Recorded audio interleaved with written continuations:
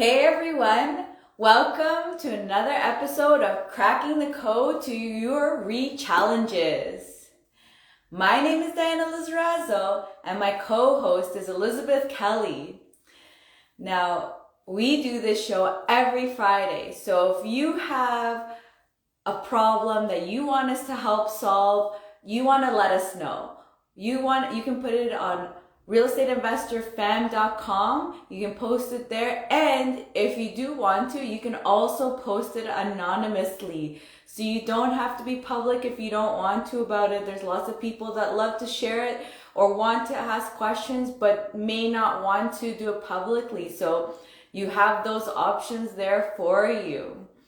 And so now, and let's get back on the show. On Cracking the Code, we get to talk about the problems that you guys have. And so if you guys are ready, let's get Elizabeth on. Let's send her some love. Let's send her some thumbs up. Let's send her some fire, and let's get her on the stage.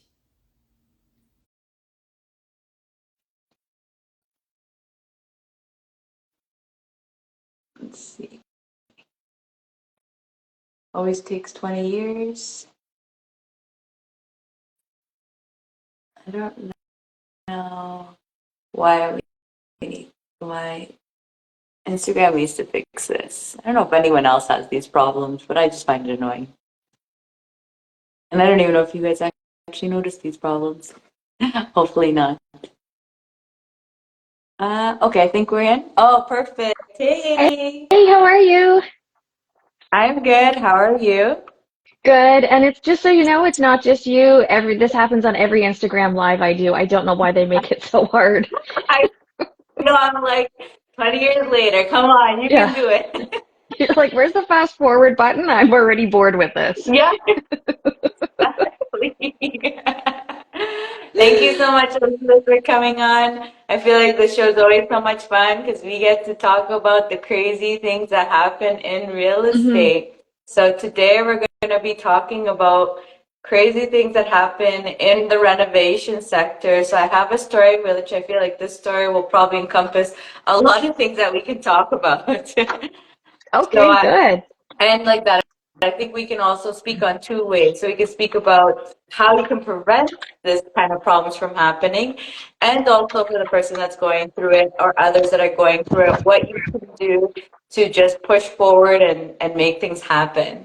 So this renovation project is long distance. So they're about 3 hours away from the property. So they're not there seeing the property all the time.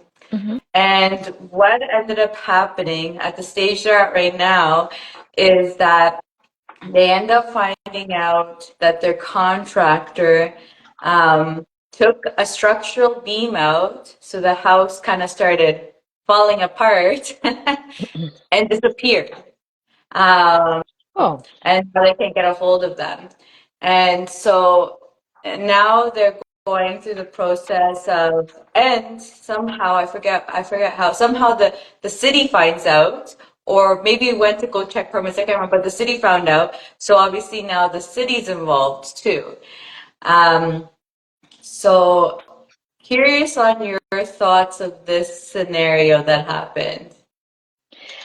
well, I think this is kind of one of those scenarios, a little bit like with tenant issues, contractor issues typically are best addressed by being proactive. So I think my first question in this would be, how did you find this person? How much due diligence did you do? I really feel like we could just be talking about due diligence in real estate, like for everything across the board. Mhm. Um, and then, what is the kind of plan to fix it?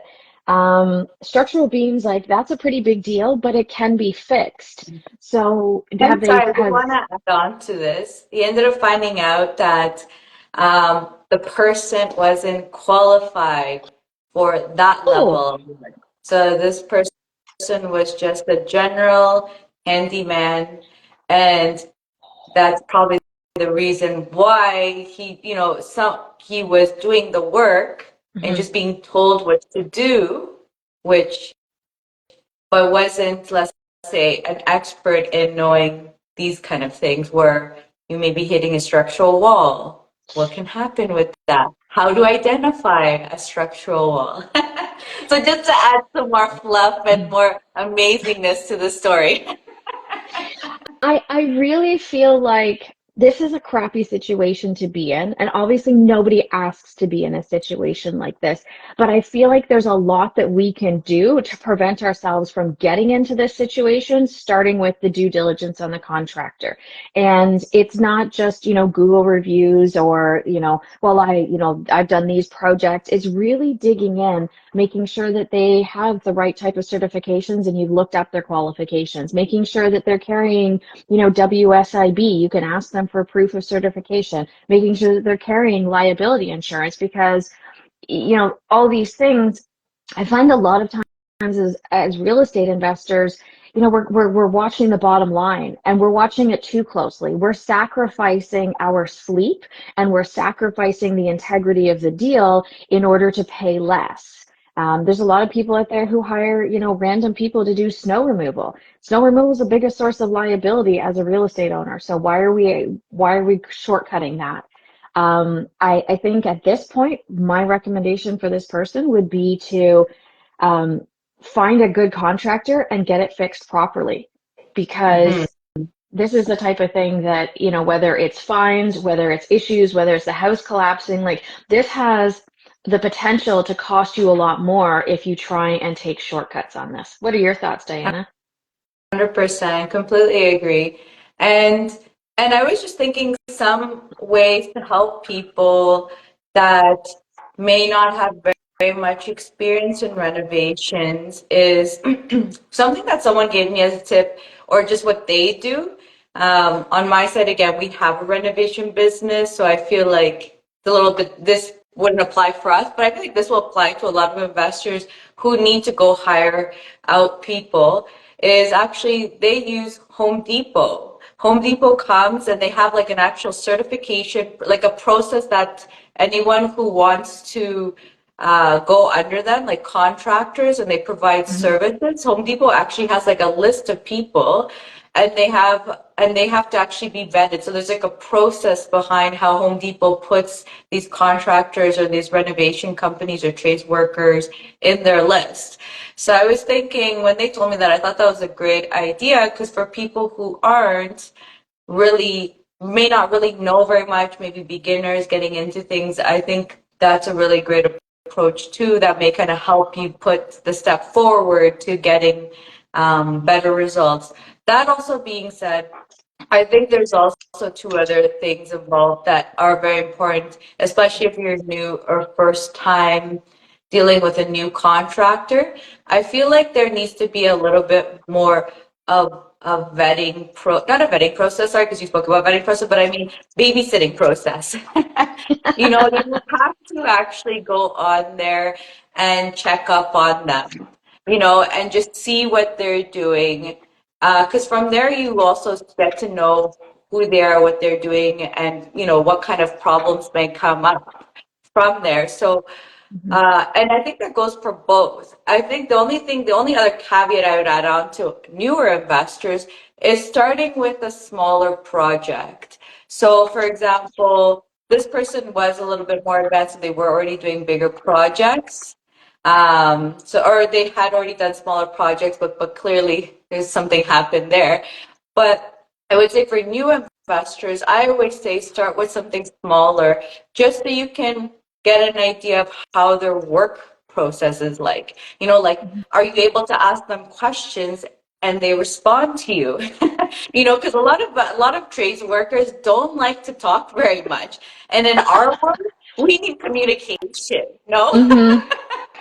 Yep, absolutely. I love that you said that. And I think the best way to start or to open that communication is to have a solid contract. My contracts when I work with renovation guys, they outline the communication. What are my expectations? Every Friday afternoon, I want a recap from you guys. I want to know what you got accomplished that week. Here are my expectations in terms of what payment is going to look like, what work completion and quality is going to look like. Here are the timelines around everything. This is how long I think it's going to take. I like to add a bonus on for for my guys. So if they come and they quote me $50,000 with a timeline of 12 weeks, I'll take a look at my numbers and say, okay, if it costs me $4,000 a month to carry this property, then if they finish 2 weeks early, I'm going to save $2,000. So I'm going to say, hey guys, if you can finish 2 weeks early and still provide the same quality, I'm going to give you a bonus. I'm going to give you $2,000 or $3,000. It's to my advantage if they finish early. Speed is one of those things in renovations that it can absolutely kill you. Like I have a client who had hired a contractor last year to renovate his kitchen. It was supposed to have been a 6-week project. It's now February, and his kitchen isn't finished. And the contractor's nowhere to be found. He's on a 3-week vacation. So challenges like this, when it's in writing, if you get to the point where you have to sue someone, it should be super transparent and clear. I mean, look at the situation that Mike Holmes is in right now. Have you seen that have you seen that on the news? No, what's going on? Tell us the scoop. Well, I mean, it's on the news. It's not really a scoop for me, but he endorsed a small home builder who built, I don't know, like 13 or 14 homes. And then so Tarion has come in and assessed all the homes, and 3 of them have to be torn down. And now the Tarion is suing Mike Holmes and the builders, who are now insolvent. And Mike Holmes then is going, I didn't know anything about this. Like I was not part of this. And then it's come out, somebody has found that he actually lent like $400,000 in I don't know if it was a prom note or private mortgage to the company to help them get started. And CBC, somebody anyways interviewed them, and they're like, you don't lend money if you don't know what's going on here, and you put your name on this development. So I think that accountability piece and the babysitting piece that you talked about is absolutely correct.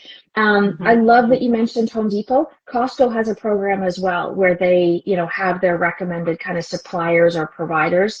And then there's also the Home Stars program, and we've had good success. My mom has used the Home Stars program to be able to hire people.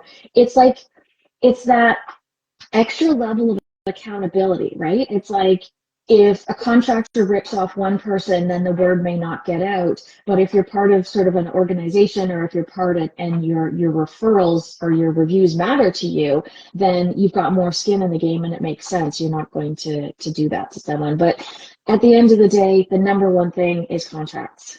What you say in writing is what's going to end up being able to be enforceable. 100%. Yeah, completely agree.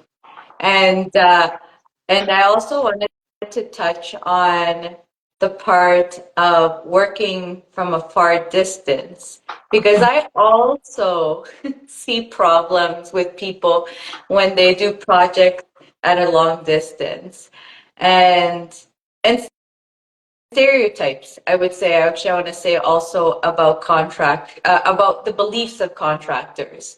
So a lot of people believe that contractors, I don't know, can read your minds. And so don't really think that they can be like, do a bathroom for me. And they will do it in the way that you envision it without anything else but that comment, Mm-hmm. uh, which I want to tell people, there's many types of people in the trades. Like there's custom home builders that'll be expensive because they like to make very expensive homes, or like Mm-hmm. custom luxury, I should say. There's the cookie cutter ones that do the whole like the townhouses, and they have a different style of doing renovations, right? And then you have, for example, which is I feel like the biggest one encompass all these people, are renovation companies that never have worked with investors. And it's a very different type of group of people. All these people are different because when you're dealing with those kind of people, they don't understand your needs. For example, like you say, time frames, right? In the real estate investing world, outside of investing, they don't care about time frames. Like a bathroom for them could take a month, 2 months, because they're not there all the time. They're probably coupling you up with other projects, and they're going like in and out. So it's like this clarity also is important for them to realize, do I want to be fully on your project, or am I going to work the way I work, which is maybe having multiple projects going on at the same time? So and that actually went off a little bit course because I wanted to talk more about the long distance thing, but I wanted to, sorry, say that part because I feel like a lot of people don't understand also the amount of communication that you have to do to be able to just make sure you're finding the right contractors. Because it also may not be, for example, like, and that in that situation, right? That trade worker was not qualified to do the work. And we probably should have known that that person's more of a helper, because there are different trades workers also. There's people that you have to, for example, like what we hire that are general laborers. But we hire general laborers because we have someone on site telling them what to do. My husband, right? My husband's on site telling them what to do, giving them directions, making sure that they're getting everything done, right? And a lot of there's all people that will hire those kind of people because these general workers sometimes think that they're capable to do the work themselves, and they can do a small amount, but when it gets bigger projects, they're going over their head and they may not even themselves realize that they're doing that. So sometimes also spending the money on someone that isn't a general laborer and not going cheap. Like I always say, don't go cheap. I'm not telling you go expensive, because the sky's the limit with the renovation world. But you just have to make sure the kind of person that's doing the work understands that it's like that timelines are important, for example, because even if they're not an investor, maybe you want to try someone that's not an investor, really, it's fine. But then they need to understand timelines are important. I love what you said about also the giving compensation, because we also do that too, to what we say to our employees, but we also do, for example, like they'll get a gift, and depending on the size of the project depends on the kind of the size of the gift. One project we were like, you have $1,000, tell us what you want, and all the guys wanted car starters, so we installed car starters on all their cars as their gift for meeting the criteria, right? um, or for example, like giving coffees also is also a nice thing, because they love having their coffees or whatever their choice of drinks are. Which is so even not waiting to the end, but even somewhere in between or here and there, just these little things like coffees, or if you're gonna give like beers, I personally like to make sure at the end of the day, because some people like to like give them the day, and if they have no control over themselves, like they may start drinking it, and I think that's not a good idea. No, no, beer on the job site, not a good idea at all. Yeah. Beer and power tools do not And mix well. of the Um, day for those yeah, ones, those kind of treats, or end of the week kind of a thing, yeah, you know? Friday nights. I think that that is a really common challenge that people have, that a lot of contractors start off really strong, and they come in, they want to make sure they get the job, right? So they come in and assuming that they actually show up for the quote, because there's a whole bunch of people who say, yeah, I'm going to quote, and they never show up, or they come and they look, but they never provide the quote. So assuming we've gone through kind of those people, then people are really excited to get started. So they come in and they start the work. And I find it's the last few weeks, it's the last month that is like this horrible hurdle to try and get over. And that's when you really have to be super diligent about managing them.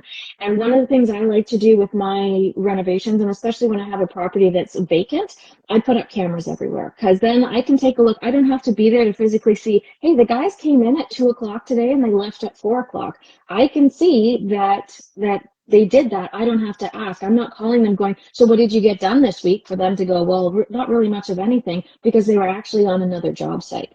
And I think that's part of the reason why it becomes so much more challenging at the end, because a lot of contractors have already moved on to the next job. They've already secured that, because let's face it, being a contractor is a grind. And there was a while there during COVID where they had jobs lined up back to back to back. But now, if we're sort of in an environment where less people are doing renovations, less people are spending money on their houses, then they're back to trying to find clients. And, they might do 3 or 4 quotes and end up with one client.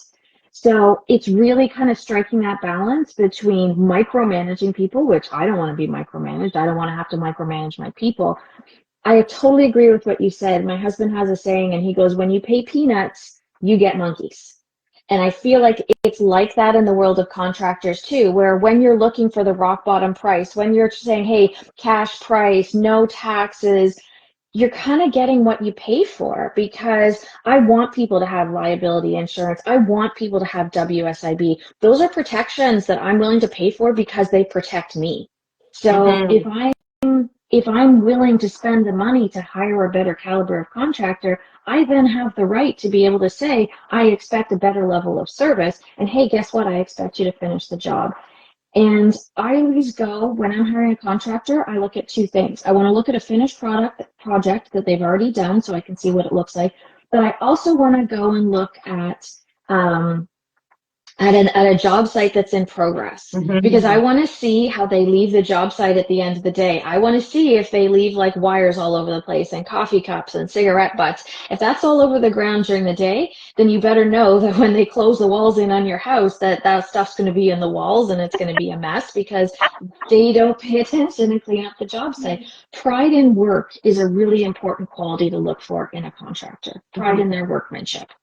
That's really funny you say that because we've had, I know my husband has said, there's had projects where you open up walls and Yeah. there's like coffee cups in there, beer bottles in the walls Yeah. and things like that. Yeah, like cigarette packs. I remember when I was putting a garden in at my other house in Newmarket, and I'm like trying to dig, and I'm like, what is this? And I'm digging up bricks, and I'm digging up garbage bags, and just like pop cans, and it's literally just a couple of inches above the surface. Like obviously they didn't care enough to kind of sweep the Or ground before they dumped they're the saving topsoil some on. costs, you know? Oh, They're like, why send it to the dump when I can just like dig it somewhere underneath? oh yeah. Yeah, and when people have so much invested in trying to save money, I remember we went to hang tools in our garage, and it was a new build. We went to hang tools in our garage, and we're looking at all the like the mud lines and the holes where they put in the nails and then they mud over them. So my husband's going along, he's knocking and knocking, and there's no studs behind those lines. So in order to save money, the builder had put the wooden frame in, had put the drywall on top, had put the nails in where there was no studs, and hoped that it passed the inspection. And you know what? It did. So we had to rip all the drywall off. We had to build in the proper frames, put in the 2x4s and everything, and then put new drywall back on. That's So, crazy. but you think I'm a surprised they didn't hundred catch homes that like on. that?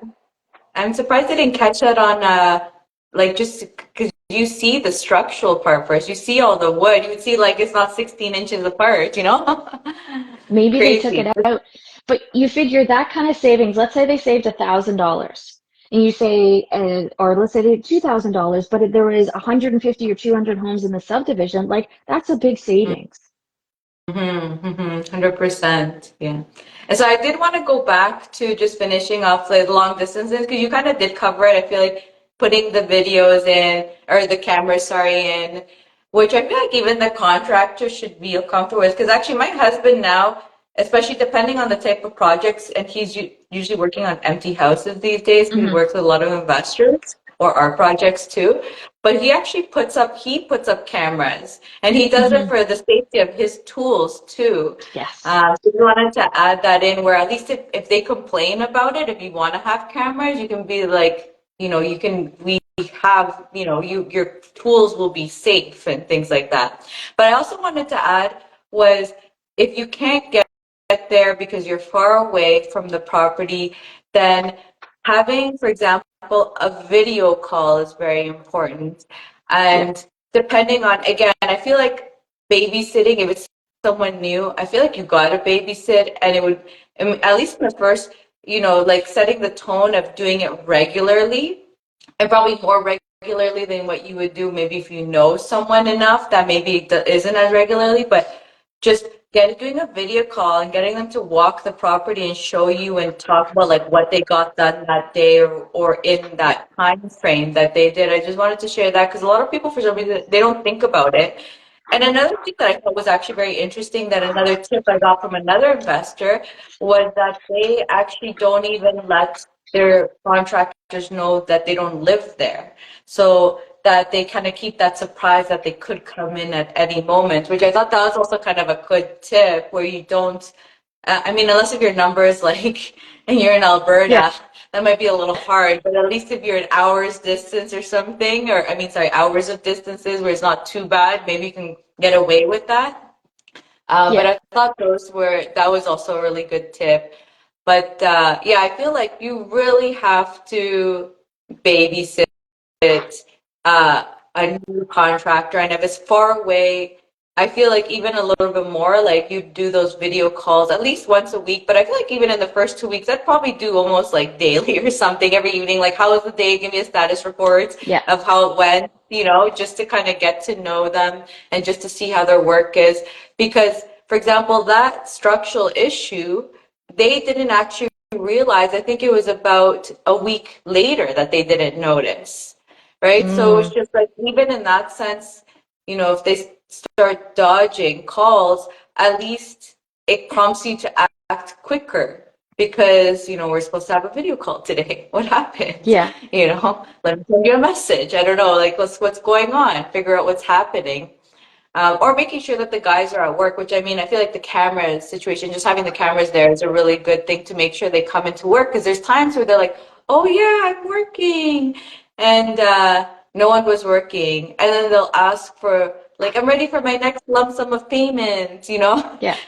But what happened to the work getting done? And it's like, where's your money go? Is it a mismanagement issue that they're using your money for someone else's project? Yeah, So for sure.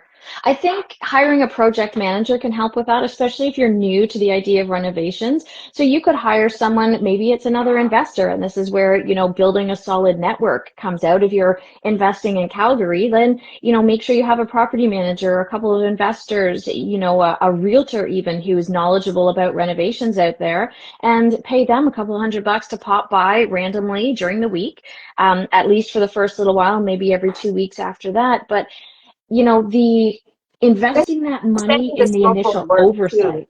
Sorry? Sorry, I just wanted to also understanding the scope of work too, because I used to say Yeah. that someone used to do that, and they would ask their daughter to go in, but she never knew what it was, so she just went and she's like, "Looks good." Yeah. Yeah, And, looks fine. and There's it's no like, looks fires. good. Yeah. And then so just make sure they understand where they are in the process to Yeah. make sure that they're actually checking. Because it can be like, yeah, the place looks clean. I mean, there's walls up, it looks good, but oh, there's no baseboards or who knows, like something's missing and you don't know because you don't realize that, for example, you're at the finish line or something, or you think, in the middle, what's supposed to be done in the middle of that project? Like, our baseboard's supposed to be in by now or what? So Yeah. knowing the scope of the work at that period of time so that they can actually do a proper check and tell you, yes, it's done to what your expectations are, or no, there's still some things that need to be done. So I just wanted to add that to your comment.